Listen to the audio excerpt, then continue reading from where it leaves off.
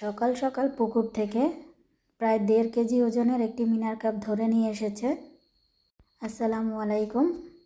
মাছটাকে আমি কেটে ভালো করে ধুয়ে নিয়েছি। এবার কিছুটা হলুদ আর লবণ মাখিয়ে মাছটাকে ভেজে নেব আমরা।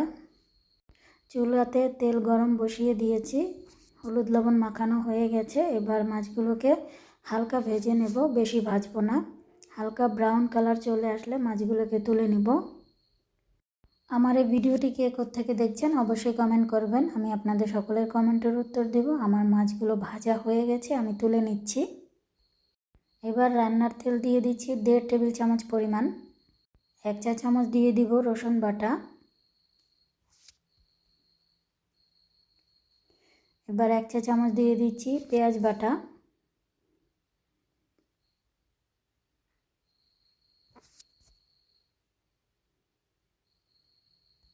দিয়ে দিব স্বাদ মতো লবণ, হলুদের গুঁড়ো 1 চা চামচ, মরিচের গুঁড়ো 1.5 চা চামচ দিয়েছি আমি। এবার কিছুটা পানি দিয়ে মশলাটাকে ভালো করে নেড়েচেড়ে কষিয়ে নিব। ঝালটা আপনারা আপনাদের পছন্দ অনুযায়ী দিবেন। এ পর্যায়ে দিয়ে দিব 1 চা চামচ ধনে গুঁড়ো।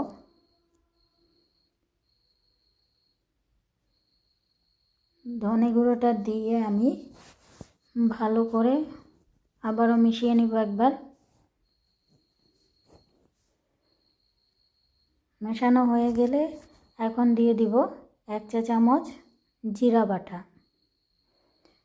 জিরা বাটাটা দিয়ে মশলাটাকে প্রায় 5 মিনিট ভালো করে কষিয়ে নিব। এবার আমি দিয়ে দিলাম মাছের কানশিটা কিন্তু আমি ভাজিনি। এটাকে দিয়ে আবার একটু নেড়েচেড়ে ভালো করে মিশিয়ে নিয়ে এর মধ্যে দিয়ে দিব কিছুটা পানি।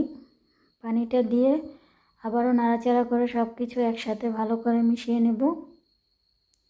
মেশানো হয়ে গেলে আমি এক এক করে ভেজে রাখা সবগুলো মাছ এখানে দিয়ে দিব। দিয়ে আবারও কিছুক্ষণ কষিয়ে নিতে হবে।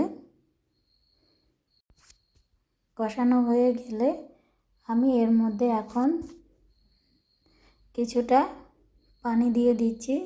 আমি যে বাটিতে মাছ উঠিয়ে রেখেছিলাম সেই বাটিতেই কিছুটা পানি দিচ্ছি তেল সহ। এবার একটু ফুটে এলে আমি এর মধ্যে কেটে রাখা আলু দিয়ে দিব। আমি সবগুলো আলু দিয়ে একটু নেড়েচেড়ে ভালো করে মিশিয়ে দিচ্ছি। একইভাবে আমি আলুটাকেও কষিয়ে নেব। কষানো হয়ে গেলে এর মধ্যে এখন আমি ঝোলের পরিমাণ পানি দিয়ে দিব। পানিটাকে দিয়ে ভালো করে নেড়েচেড়ে সব কিছু আবারও একসাথে মিশিয়ে রান্না করব প্রায় 15 থেকে 20 মিনিটের মতো। ফিরে আসব 15 মিনিট পর। আমার রান্নাটা হয়ে গেছে। এই পর্যায়ে আমি কিছুটা গরম মশলা দিয়ে দিচ্ছি। গরম মশলাটা দিয়ে আবারও কিছুক্ষণ রান্না করব উপরে তেল ওঠার জন্য। তেলটা উঠে এসেছে, এবার আমি নামিয়ে নিচ্ছি আমি। আমার আজকের রান্না আপনাদের কাছে কেমন লেগেছে